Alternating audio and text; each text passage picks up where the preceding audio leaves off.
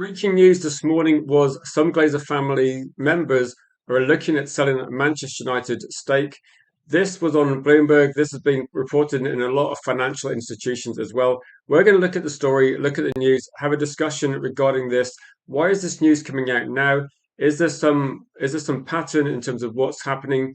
And are we going to finally see Manchester United have different owners? Is going to be the take home as well? Are we going to see something happen? Now, when we looked at the story as well, I think you have to consider that the Glazers, it's not one person, it's multiple people. So the complexity in this is that in terms of wanting to sell, some Glazer family members have wanted to sell Manchester United for a long time.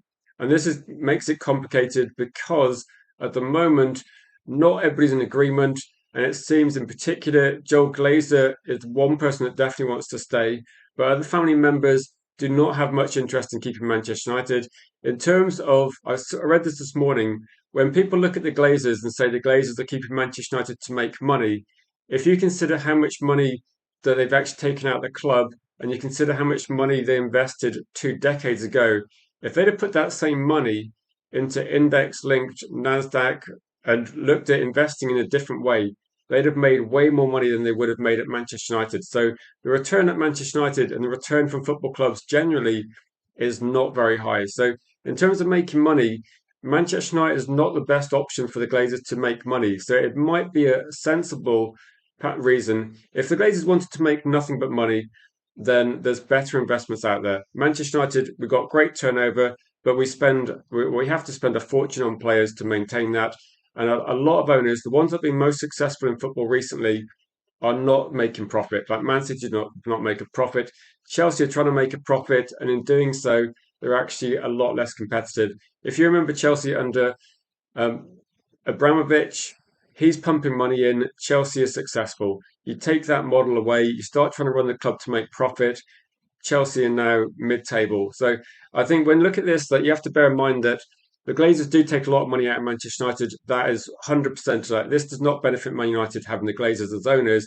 But if you look at it from the Glazers' point of view, they would actually be financially better off selling Manchester United and reinvesting in a different business. So this is why there's differences of opinions, because it's not all about money. Some of it is about wanting to keep a football club because the Glazers as a family, and their dad in particular, was a big fan of sports. You make more money in American sports, but also it was for them something they enjoyed doing. So it's different for the Glazers' children because they're looking at it. Some are looking at there's better investments out there. Some people are looking at maybe they just like being in charge of Manchester United.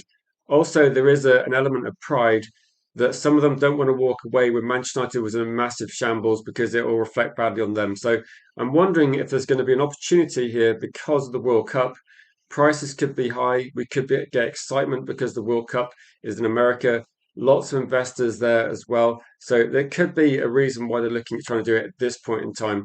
So I'll say this one. Let's say we've been talking about, say, hopefully they sell. The timing of this article is massively suspect.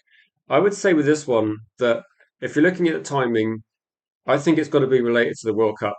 By the American owners in the World Cup, there's going to be everybody that's anything to do with football in a corporate level, owners of clubs, people that are wealthy that invest in sport. They're all going to be around the World Cup.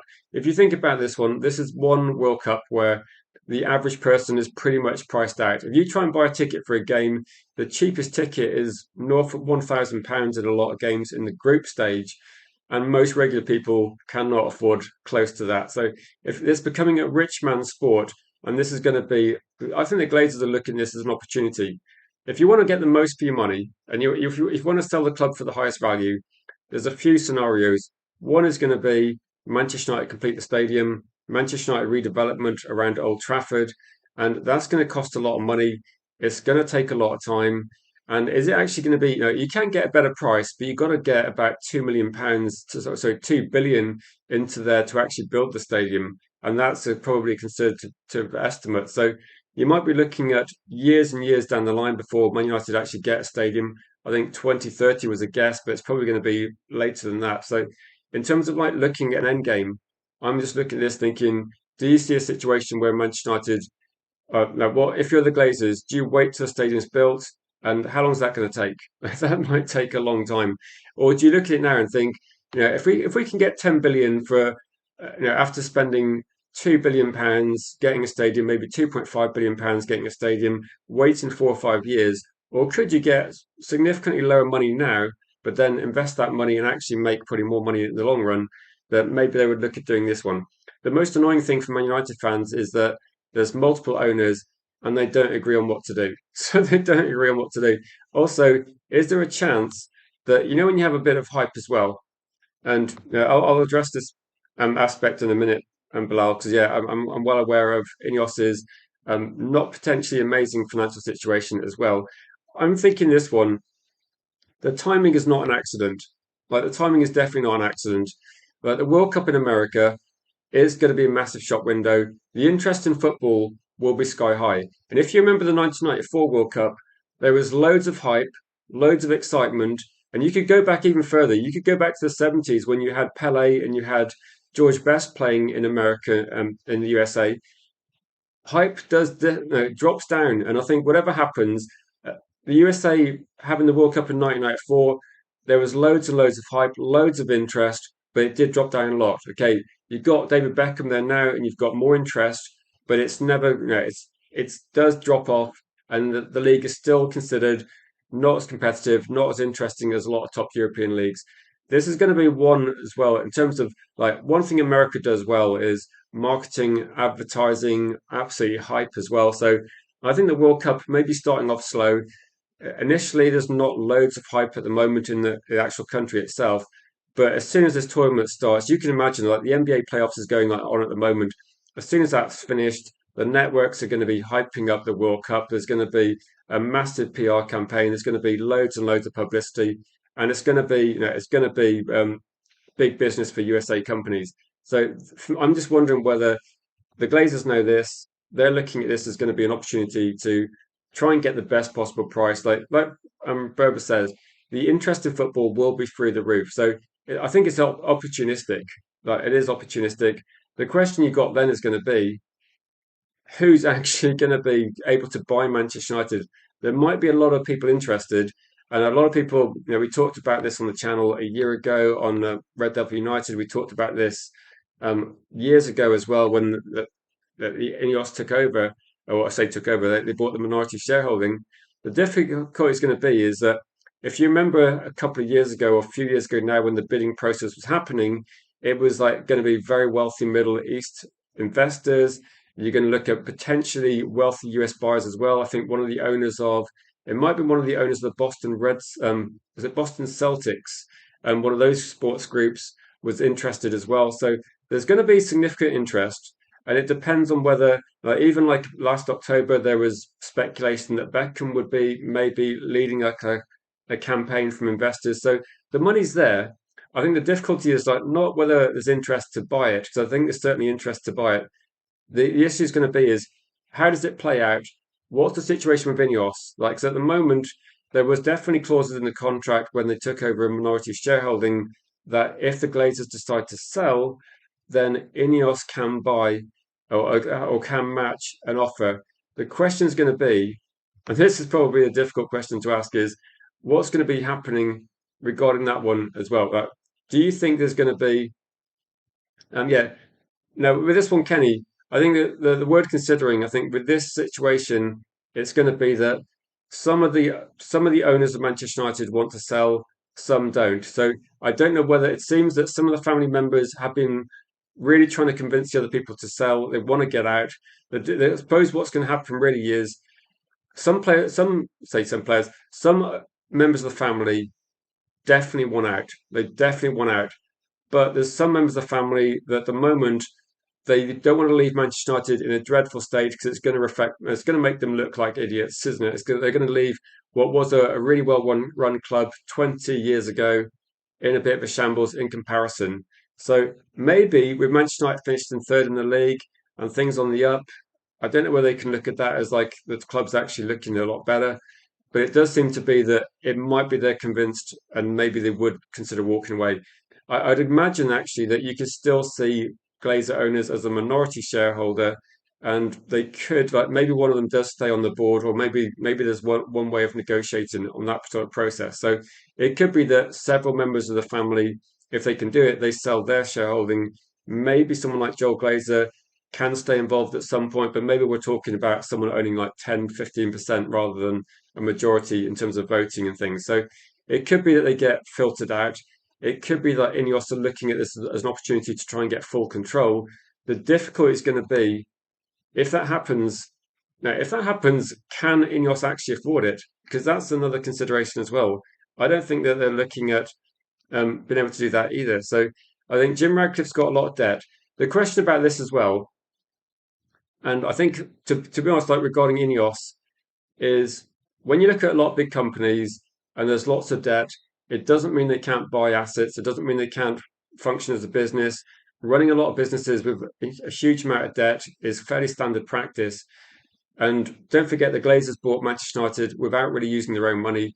So I would not be surprised if Jim Radcliffe has got ways of actually, and maybe Jim Radcliffe in in kind of cooperation with maybe investors might look at trying to do it that way.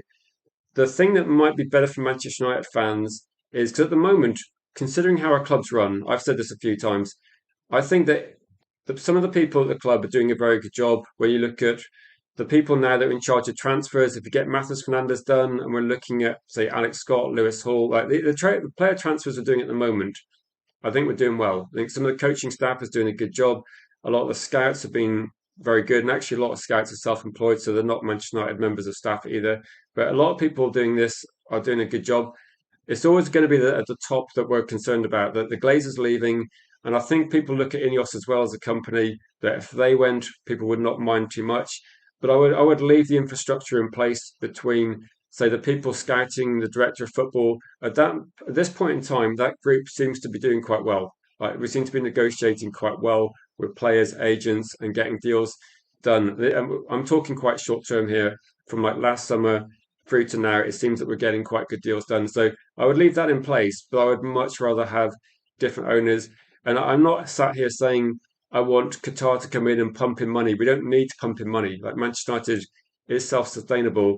I just want to see Man United go back to the days before the Glazers come in. So that's what I'd be looking for financially.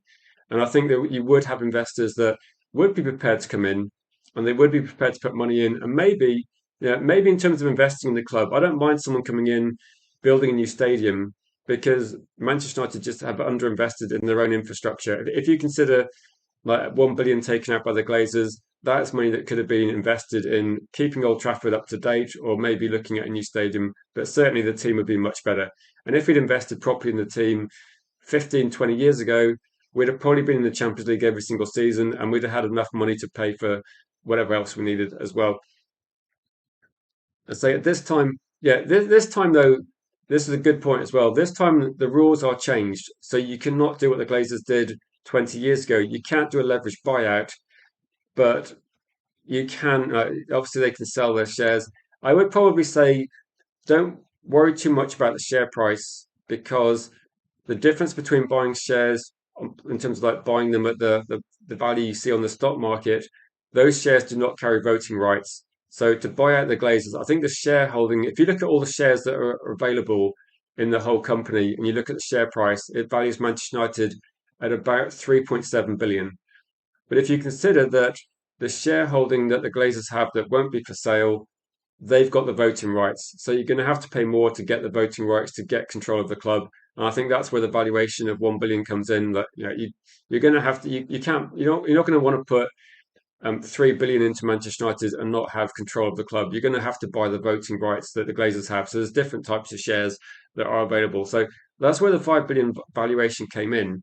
I don't know if Ineos can actually do that, but I would say I don't think there's any public information out there that really tells us whether or not Ineos could afford it. So I don't know as well. So yeah, this happened. Like I've been at places where they've had A shares, B shares, C shares, and quite often they have different rules. And quite often what happens is if there's a takeover, there'll be some share class that gets paid out first, then it'll be dropped down to the second category, and if there's money, they'll get paid. So there's going to be lots of different rules associated with different shares as well. And it isn't always like people think A is the best. It's not necessarily the case. It's like the B shares might have the power in this instance as Dobkin. So it's definitely a factor there. And what was people's initial reaction to this? I know my initial reaction was, here we go again. What's going to happen? And the problem I've got is that I don't think all the owners are actually on the same page at the moment. And all that's happened in 2 years really is Ineos have come in, they've taken charge of football considerations, they're running the football side of the business. And okay, after what was a disastrous season a couple of years ago, last season actually showed some signs of improvement. But you would look at it, say, from the Glazers' point of view, what are they getting out of this? They're not making decisions.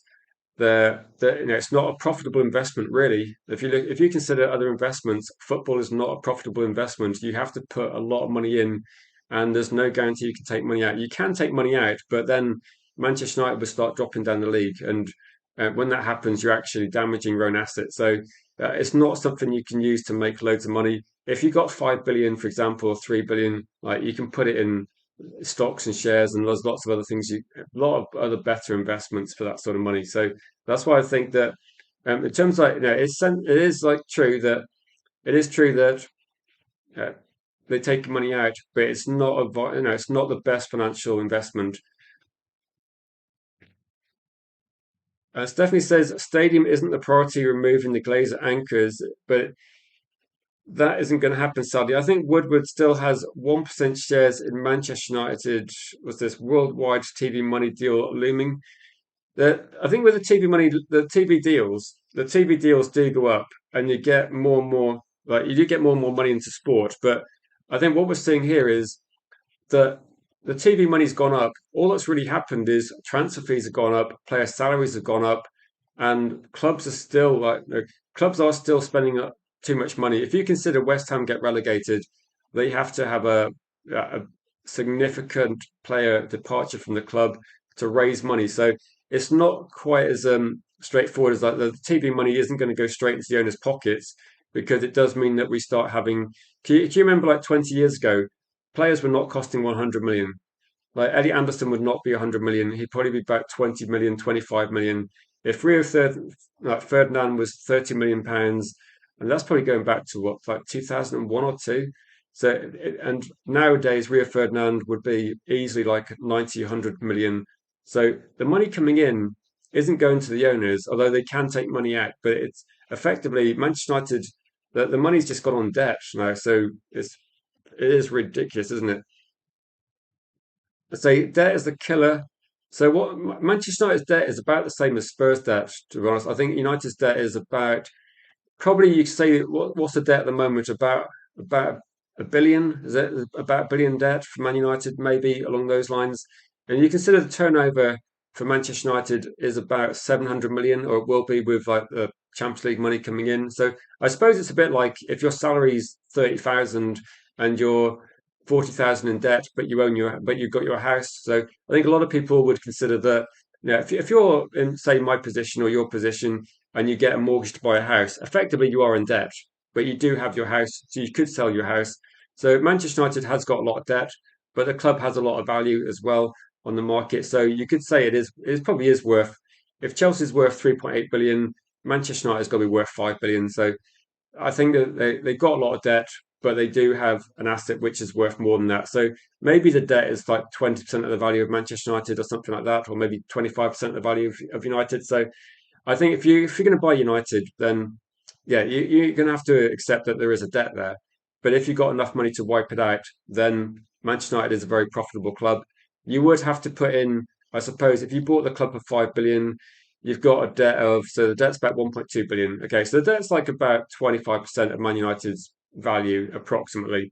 And like people don't tend to be paying off debt because it's actually beneficial to run businesses at debt. I think Spurs is going to be one of the, in terms of like financial viability, Spurs is usually talked about as being one of the better clubs. It does have a debt of about a billion as well. So I would say regarding this one that debt is a standard thing. It's good for tax reasons as well. If you've got debt, it's good that it's actually in a weird way better to have debt as a business because you're not paying taxes on profits, and it does allow you to invest a bit more as well. So um, United Dice says debt's not a bad thing. Most businesses have debt and use it, but if you just allow debt to keep increasing, it depends on this, doesn't it? It depends how much your interest on debt is going to be and how much that affects your business. But generally speaking, most businesses run with a debt, particularly if you're trying to build up a business, it makes sense because you don't actually pay, you don't pay tax on profits then. So it is one way that businesses look at expanding. But so using the mortgage analogy, so it gets matters what you're saying here. So it's like buying a house beyond your means and not paying for roof repairs or improvements over the year. I suppose with this one, then it depends. If Manchester United can't afford the debt payments and they're forced to sell, then this one. But I think with this, if you look at Man United though, if you bought a house and you effectively didn't, this is kind of Man United, isn't it? You bought your house, you got Manchester United, you're not fixing the roof, you're not even like updating carpets need updating, you're just not even maintaining it, you're not even cleaning it, and you watch the house get worse and worse and worse. But at the same time, you've got lucky because house prices shoot up. So the value of Manchester United and the value of sports clubs in general has gone up loads. So despite not investing properly in the club, the Glazers have got lucky that Man United is worth about maybe like 4.5 to 5 billion. Because I think if you go back to seeing how much Liverpool cost, I think Liverpool cost about was about 400 million or something like that. And then you fast forward about 5, 10 years, and you see Chelsea going for 3.8 billion. So the valuation in clubs has gone up absolutely loads. So they got lucky, so they can make profit. But if football clubs had not gone up in value, the Glazers would be looking at a disaster here. So and the other question I've got is so yeah, the rundown house is on a decent street. Exactly. The rundown house is luckily there's a property boom. You got the worst house on the block because you haven't fixed the roof, but luckily for you, every other house is worth 4 billion. So you're kind of lucky regarding this one. Um, so before Radcliffe came in, the Glazers had the club painted. Oh, it's a bit like not maintaining your house for like a decade, isn't it? And then putting it on the market and mowing the lawn and maybe vacuuming the carpet. No, they literally did the bare minimum, didn't they? It's like they've gone homes on the under the hammer and gone, actually, let's just paint some magnolia on a wall. We've not like decorated it for 20 years, but don't worry, Radcliffe won't notice. I walked around Old Trafford probably as far back as like say 2010, and I was thinking at that point in time, that's like 15, 16 years ago. I thought, bloody hell, this place like needs a bit of modernizing because there's other stadiums I've been to in lower leagues and they're way better, so much nicer. So, Man United is not just bad Premier League standard. There's a lot of leagues below Man United. I've been to non-league grounds that look a lot better. So it's a bit embarrassing for the club. So, so exactly, Neil. Exactly. It's been too long. Spurs almost got relegated. That's true. That's true. But that's not because of the financial model. They still spent a lot of money. That's a different factor, isn't it? Neil said you'll believe it when you see it. To be honest, Neil, we'll have to do like a special celebration stream if it ever happens. Because again, I think what's happening here is that is it likely that Man United sell the club? And if they do sell the club, who buys the club? Like, do you think this? Well, this is probably an open question. So the painting over wood chip wallpaper. It's a bit like that, isn't it? It is a bit like that. I know actually somebody rented accommodation that I think it was like yeah, rented accommodation.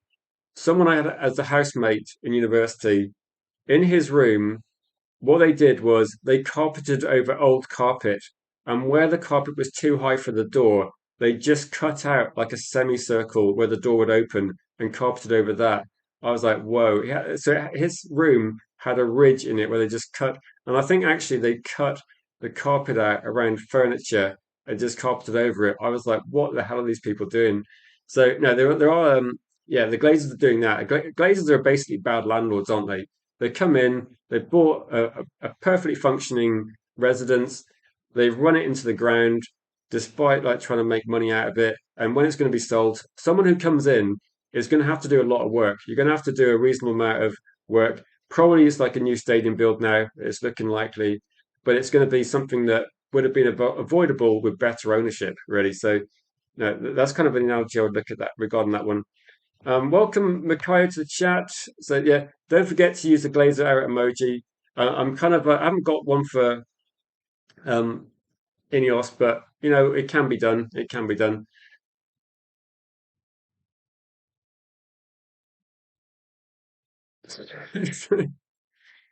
Yeah, exactly. I think sometimes you look at this and go, I think that's quite a good analogy that the Glazers are like bad landlords. I've been to university and I've been I've lived in a couple of different places where I've had to rent accommodation in the UK. And you do get there's sometimes you get very good landlords, I'll say that. Sometimes you get landlords where you think, well, okay, I need to move on quite quickly, but it depends. Sometimes you just have to take what you can get when you move to an area and you look for someone better as well. So if you if you allow the debt like to keep compiling, then it makes future investors less likely to invest. I think what it does is it damages the value of what you're trying to sell, doesn't it? Like with Man United, you've got to put money in, you've got to invest in players. Like we know that's going to be the case. And if owners do come in, then they've almost certainly got to invest in the new stadium because that's going to be something that is inevitable at some point. I think the infrastructure in terms of like the way that the clubs run is actually quite a lot better. So the wage structure is more sensible. The players coming in, decision making seems to be like a lot more effective. That will save money in the long run. But I think the very short term though, there's a lot of money to put in. Like the debt is obviously a factor. Which when we had this story about Qatar about probably about 2.5, 3 years ago now, there was loads of excitement about running Manchester United debt free. And to be honest, that is something you want to see. A debt free Manchester United is perfect. I don't even need owners to come in and look at this one as well. So we've already had Justin, who's one of the richest people on the planet, being turned away, even though he made a very, very good offer. Do you think the difference is going to be that Manchester United a couple of years ago, it wasn't that Yassim couldn't afford it, like or whoever else wants to afford it, like David Beckham is supposed to be head of a United Arab Emirates group, or there's definitely people that have spoken to him that are interested in investing. So he could be, someone that is maybe it just puts a name on the investment group. But now Beckham is a billionaire in his own right now, so he's going to be someone that might be quite well connected in the football world as well. So it might be that people along those lines do consider the investment, but the difference was that Yassim and other investments, apparently at the time, again, we don't know 100% how much of this is fact and how much of this is like hype and expectation. But the Glazers did not want to sell part of they didn't want to sell the whole business. So that's why some investors were not interested in buying part of the company, whereas Ineos were happy to take a minority shareholding, which a lot of other investors were not happy to do, but they did manage to get control of football operations. And as far as we know, the Glazers do not like the Glazers. I don't know if they approve all decisions or whether they let Ineos get it done. I'd imagine when things were going wrong last year, there was a story that did say that the Glazers might step in with what was happening with Man United if they're not happy with how they're. Obviously, it's their business, and they got the most money in it, so they will have some sort of they will have overall control, but they might be letting Ineos make more of the decisions. And some of the decisions more recently do seem to be better. So maybe that's going to give them a bit of confidence in letting Ineos take charge of football operations. So it could be like that. Do I think the fans will approve of whoever comes in next? So again, you guys are the fans as well. So I would say at the moment, like I can't really speak for everybody because everybody's going to have a different opinion. I would be surprised if an owner came in that Manchester United fans were not happy with. That I'm just trying to think about the situation. If you consider that the owners, the Glazers, what's happened in the last 2 decades, then I'm guessing like with Ineos, there's a bit of probably 50-50 about whether you're happy with them taking charge. But I would be surprised if Manchester United could get owners that the fans are not behind. So I don't know what people's thoughts are regarding that one. I'd be surprised, if Man United got worse owners than Glazers. It feels a bit like that would be unlikely. Um, so the club is valued. So the price on the stock market is about 3.6 billion. but you don't get voting rights for those shares, and I think that's what you're paying for. So overall, like did Spurs go for about 3.8 billion or something like that? So I don't know if it's necessarily paying over the odds. I think Man United will be worth a significant more than Chelsea, like way, way more than Chelsea. So I think 5 billion, to be honest, is about right. There's sports franchises in the USA that are worth a lot more than that. I think Manchester United has got a global reach, and if you consider that at the moment the turnover is about 660 million, but Manchester United didn't have Champions League football. You factor that back in, and United will start earning more than 700 million per year. It's not going to be too long before that becomes like 750, 800 with all the prize money in sports these days. So the value is only going to go up. And okay, it's not a good investment in terms of what you could do. If you got 3.6 billion, there's a lot better places to put your money than a football club. But it could be that Manchester United look at this. It could be that the Glazers for them it's still a big profit, and they can take that money and they can go somewhere else.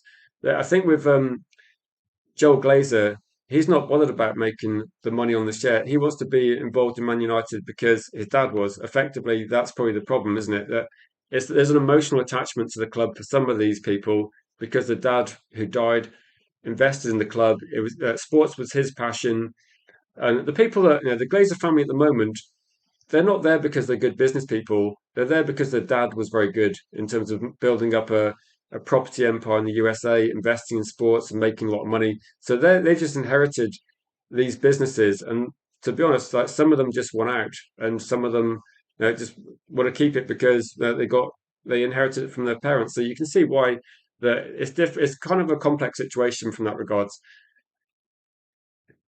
So if anyone's got any questions, then so you find it strange that the Glazers never really do interviews, never talk about the failure.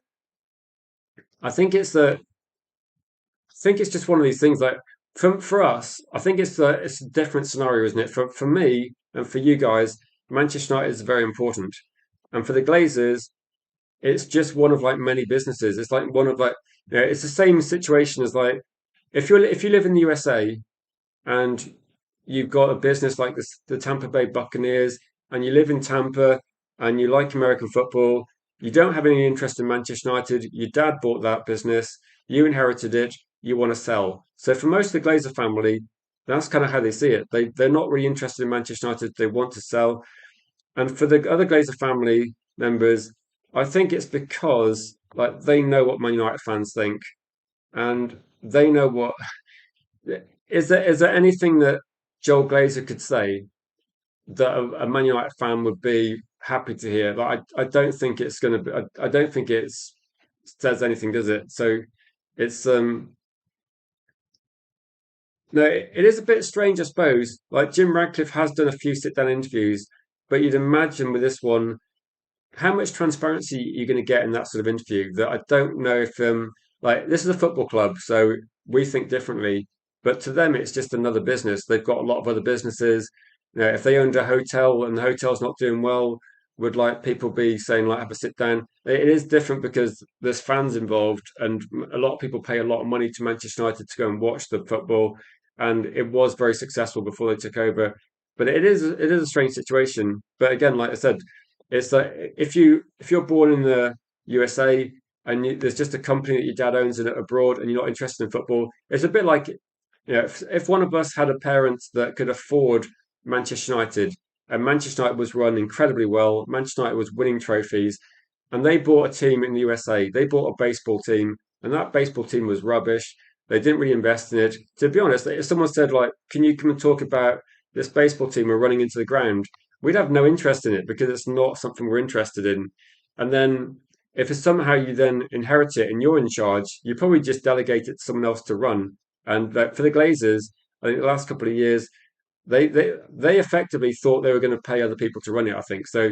They're directors and they might make decisions, but all the time they've got other directors, they've got other people below them that they're hoping to make the decisions. It just unfortunately for us, they had people like Woodward and other people that made really terrible decisions for a long period of time. So it's not that I don't think the Glazers have ever made loads of decisions like, but they put the wrong people in charge effectively.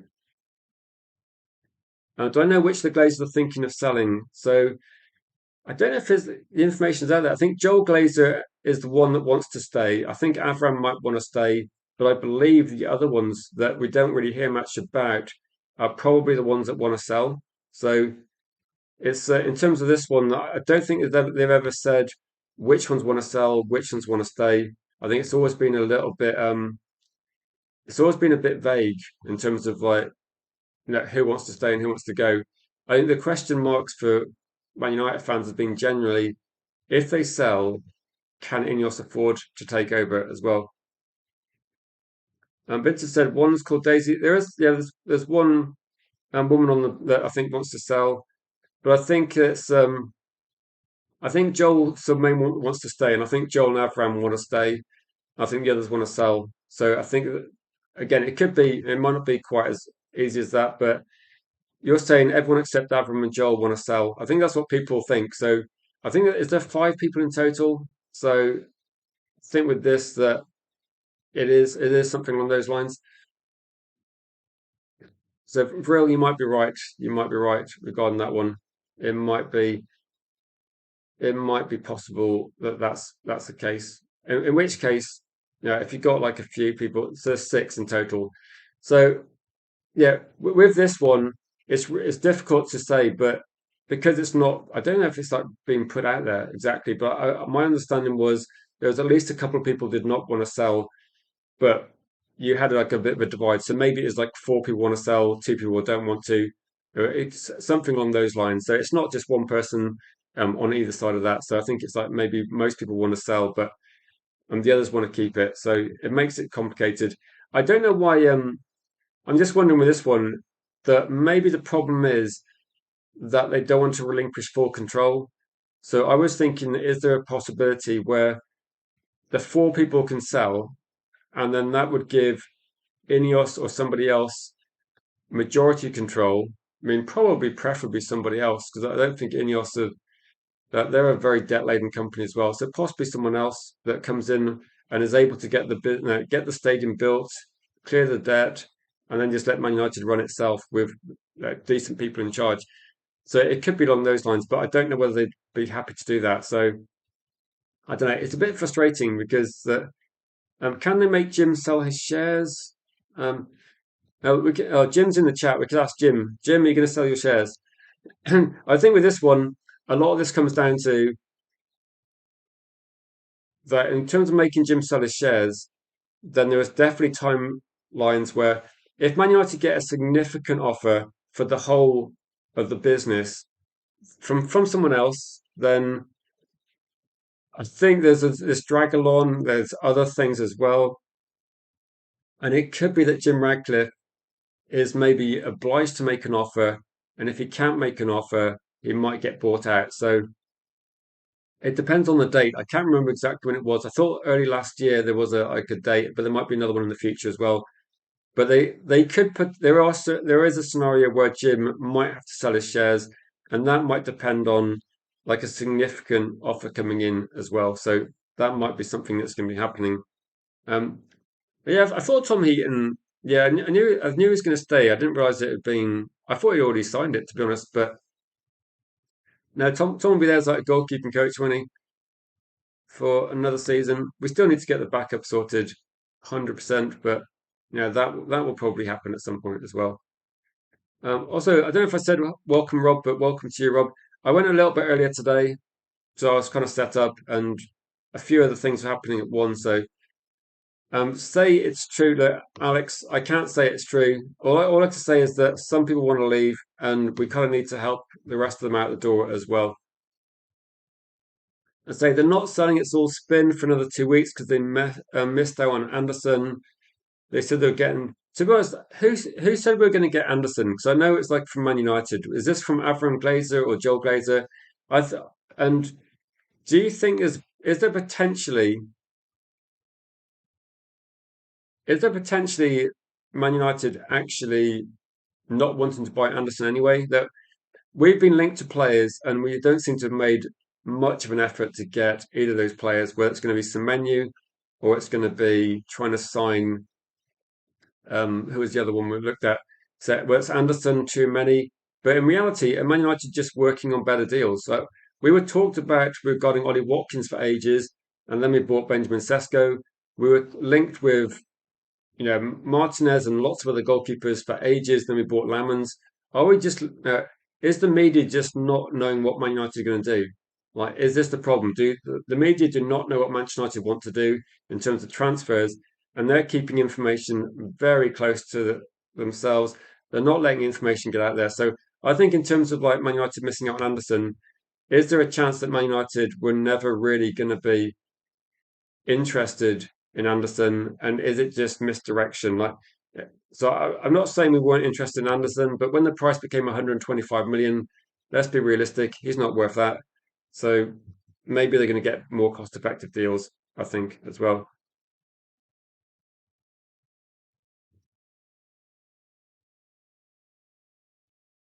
So Man United, yeah, no, I've seen the stories. I've seen the stories. What I'm saying is that Man United can make press releases and say what they want, but does it mean that's actually what they really want? Because that they could be saying they want Anderson, they could be saying they want too many, and they keep saying these are the main targets. But doesn't it seem strange that Man United never seem to be getting the main targets? So if we said we're going to go all out to get Semenyo, and then we don't get him, we're going to go all out to get Anderson, we don't get him.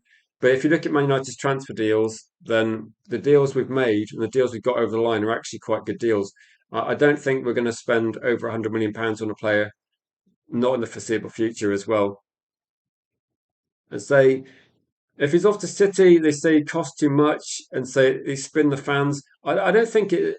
Say in terms of spin the fans, I think most fans look at it and go, uh, "Let's just." I think with a spin, like most people look at the media news and say, the first price you read, like we don't really know what's happening. And I saw something actually recently, and this might be one where if you watch a lot of media and you watch a lot of big channels and you saw Ben Jacobs was pretty much saying yesterday he doesn't know who Man United are going to sign. He doesn't even know who Man United want to sign. That he can say that Man United have spoken to Alex Scott, they've spoken to Matheus Fernandes, they've spoken to lots of other players as well. He doesn't know, like he doesn't know. And also Fabrizio Romano, he doesn't know. Like Fabrizio Romano was posting out information saying that and Man United are cooling down on Edison, and 2 days later he's a Man United player. So some of these people, and actually a couple of people were saying that Fabrizio Romano is actually struggling to get the amount of information he used to get because a lot of people in the I think a lot of journalists actually resent him making money off some of the transfer stories. So when you look at what's happening with Fabrizio, I think he's actually got less information than he used to have because people are not happy with what he's doing. And this is not me, not you guys, but in terms of like professional journalists, they're not very happy with what he's doing. So I think we're seeing him have less information. We're seeing Ben Jacobs doesn't know either. I'm not going to say Jacobs doesn't know what he's talking about. I'm just going to say Ben Jacobs doesn't know who Man United are going to sign because nobody does. Manchester United are making sure they keep that information close to hand, confidential. So if Man United make a press release and say Anderson's our top target, then in reality, Man United do not want people to know who the top target is. So it doesn't make any sense. So if Man United say this is our top target, maybe it's not. Like maybe they're just saying that Eddie Anderson is a very good player. He's my top target, or was my top target. But if you're looking at Alex Scott, you're looking at Matheus Fernandes, they're both very good players as well. So it could be that Man United are misdirecting people. So it could be, you can say it's spin if you want to say it's spin, but I'm just thinking that journalists are trying to guess what's happening and people don't know. Like Ben Jacobs doesn't know a load more than we do. Um, that I've seen loads and loads of footage, loads of interviews with Ben Jacobs, and Ben Jacobs effectively says both sides of the story. He'll say, Man United are looking at Alex Scott, they're looking at, I can read Twitter and I can just scan through some articles and I get the same information as well. So I'm not, I don't want to disparage like journalists. What I'm saying is that the standard of journalism is starting to become way more clickbaity and way more. It's becoming less quality. If you look at it, there is like less quality information out there.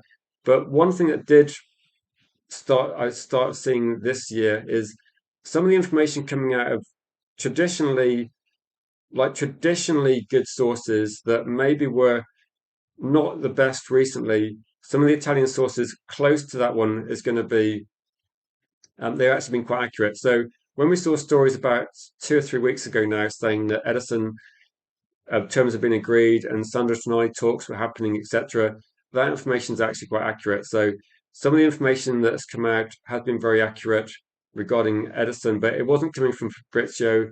It wasn't coming from like other maybe individual sources. It was coming from more credible news agencies of the past. So we might see a return. Maybe we're going to see a slight return of how things were a few years ago before sort of Fabrizio type reporting. So it could be that we start seeing a bit more of that. We'll have to see what happens. So everything kind of changes as well. Now, I'm just saying, like people mentioned Ben Jacobs Don, so I'm just saying that he is quite prevalent in media, but he was saying yesterday that he doesn't know who Man United are going to sign. He just knows there's talks going on with lots of players, and I think this is maybe Man United's strategy. I think we're talking to loads of players, but we haven't actually decided. So I don't think our top target's going to be like it's a bit crazy to say who your top target is months and months ahead because things change. We don't know what other we don't know what other clubs are doing as well. So all we can look at is what information is out there and try and guess what's going to happen. So I think they're looking at the same sort of thing. So I'll go for some questions. If people got some questions, I'll be live for like another probably like 10 minutes or so. So if you've got some questions you want to get in, if you're able to share the stream, you know, please do so as well. We're trying to grow the channel, but at the moment, there's been like zero extra subscribers, zero, I think, what's the word, impressions to non-channel members. If you're a channel member, sorry, if you're a viewer and a subscriber to the channel, you get, you can see this channel, but I think in terms of YouTube, there's zero visibility. So if you'd like to help grow the channel, just share it on socials or just share it with people you know. Because otherwise, I think the channel's going to struggle to get back up to even like 900, let alone 1,000 or 10,000 like we used to be. Um, so it's always about considering. I mean, I've got considering in my thumbnail, actually, in my video description, I've got considering because, to be honest, I don't know if I'll say this transparency that I do not have the information whether the Glazers want to sell. Nobody knows. All we know is that some of them want to sell, but whether that's enough to convince the other members, nobody knows. The only thing that could happen is with the hype and excitement of the World Cup, you could maybe see, people start like getting interest and thinking, actually, maybe the price can be right, and it might be that maybe if they get a big price for Man United, they might consider it. Not because it's all about money, because like I said, Man United are not the most profitable business to own, but it might be that they look at it and go, actually, if we walk away with this sort of money, then maybe it'll look like they've actually done quite well business wise. Football wise, no, but business wise, yeah, maybe. Say, I reckon we can get one of the Real Madrid midfielders. I don't know. I don't know. I don't know what Man United actually want to do. I get the feeling that Man United want to go younger with more potential. So I think Matheus Fernandes, Alex Scott might be like a route they look at with Lewis Hall. So I don't know. I don't know. I'll look. I'll try and look into it. But to be honest, Man United are not letting information out there. They're being very, they're being very what's the word? They're being very careful with information flow. So yeah, they haven't publicly said a lot of things that's been put out there as well. Genghis says the club has never named any target publicly, so it could be that, like, I mean, we have had this conversation, haven't we, where that have we seen anything come from like the Glazers? No. Has Jim Radcliffe come out and said like publicly who their top targets are? So I'm trying to think where the sources are. Just a quick question for people. If you saw an article that said, because I've seen it as well, but I can't remember what the source was. When there's a source that says that Manchester United's top target is Elliot Anderson, where does the source come from? Like, where is it going to like? Where is the start of that source? Because that's probably going to be you have to look at that and say, is that a credible source? Like when we start seeing talks with players, that's all credible because Man United talk to loads and loads of players. But when you see a source that says Man United are interested, considering there's talks, etc., etc., nothing's really set in stone. It doesn't tell us they're going to definitely sell the player. I thought Edison might be kept on the back burner a bit longer as an option, but no, maybe Man United are actually operating quicker this season. So we could see things happening. Clearly though, what's happening over the last 2 years does kind of illustrate the other point as well that Manchester United, in terms of the Glazers, that the old regime of doing things is long gone, and we're a lot more efficient as a football club now. And the guest I had last night, who was brilliant, was also looking at this as well. So, Ineos floated the idea, new idea stadium, knowing funding will not happen. No, it's not going to happen for years, is it? Years. What's happening with Matheus Fernandes? Um, I did a stream on Matheus Fernandes this morning. I think Matheus Fernandes will be a Manchester United football player, possibly quite soon. I think it's deal number two. I think it's going to happen. Manchester United I think they flew to London yesterday to speak to West Ham to find out probably find out what price is going to cost them. So I think that's going to happen. Like that for me, I'd be surprised if that's not deal number two. If you're looking at in terms of competition, Man United have been speaking to Fernandes and the club, etc., and his people for about 6 weeks at least. And the other people that are interested in are PSG and Arsenal, and PSG and Arsenal have never made contact apart from saying so that they're interested. So there's nothing there as well. Get those guys off the screen. Okay, I'll put a different picture on to finish up. What will be a nice picture? There you go. I'll put I'll put a picture that's positive for the future. Okay, so Matheus Fernandes will be the next signing at Manchester United. I think that's going to be something that happens as well. And say, yeah, say most top clubs consider most top players. So Genghis, you're right. It's football transfer stuff is mainly vague bullshit to start with, and then gradually we kind of lock in on what our targets are going to be. So I think for Man United fans looking to talk about transfers for the rest of the day, I think look out for Matheus Fernandes news because I think it's going to be something a bit like the Edison one. Look out for emergency late night streams because maybe that might be when. Do you remember was it? I'm trying to think when it was. Was it like 2 days ago? We get Edison. Here we go, and now I aim to try and please Malps if it's possible. If it's possible, you could repay the favor, Malps. Find someone you know in the real world that likes Man United and get them in the comments section next to you to kind of boost the subscriber count by one. And Ineos have now proved they can run a club profitably. So now talking to other corporates to buy out Rats, giving Ineos majority. Maybe actually. So I was gonna finish the stream, Dom, but you kind of like put an idea into my head. Maybe what we're looking at. So I want to find a non-Glazer picture to illustrate just finish the stream. So maybe what's going to happen is Ineos might be looking at maintaining their control in terms of the running the club. So what could happen is maybe Ineos will want full control, but maybe Ineos can get 51% of the voting rights, but they would have to look at an investor. And I think when you start looking at investors, it might be difficult to get Middle Eastern investors that got lots of money to come in a minority stake. So it's going to be tricky because I'd imagine Middle Eastern investors and Ineos would both want to have full control or at least have the majority stake. So it's going to be tricky. And if there was any sort of sale going through, then yeah, maybe actually this one, maybe they're talking to corporates. But like I said, football is generally it's not generally the best investment.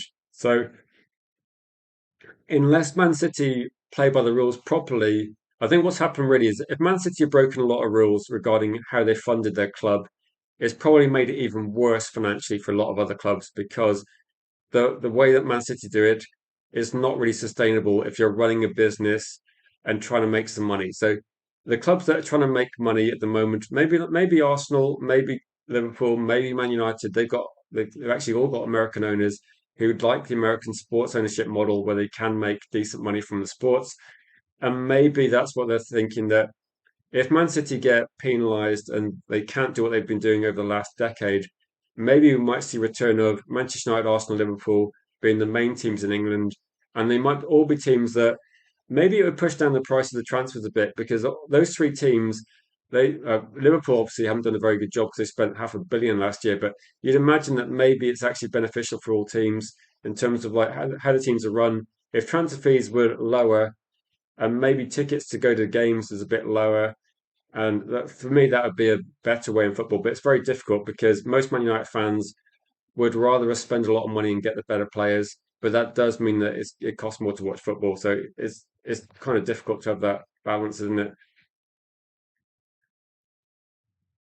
I say there's a massive rumor that the Saudis want United. Does this say?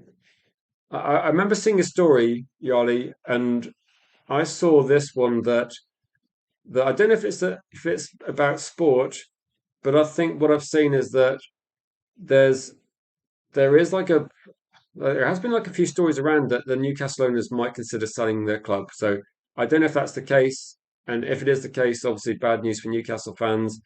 But yeah, it's honestly it's very difficult to say, isn't it, at this point in time? I think a lot of this is going to be speculation and rumor, but there is definitely I don't know. You see like there was a trend in buying football clubs. Is it going to gradually like we didn't have the Super League, you've got the Champions League expanded, etc. But with the salaries and everything going up, is it actually beneficial? Is it viable to actually make money from football anymore, or in the level that they want? I'm not sure if it is as well. So I don't know. I don't know. Is the short answer.